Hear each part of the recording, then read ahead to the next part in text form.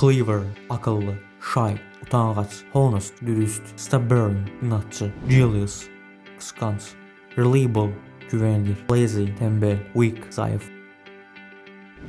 Selfish, bencil. Wise, bilge.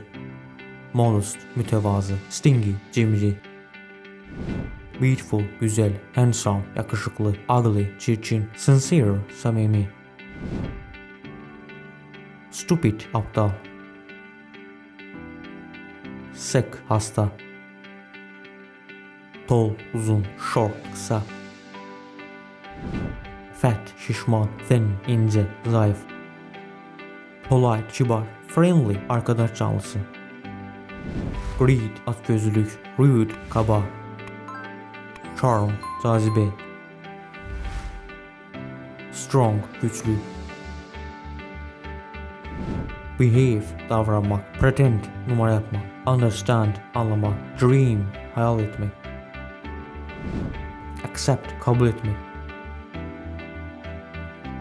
Know, bilmek. Believe, inanmak. Lie, yalan söylemek.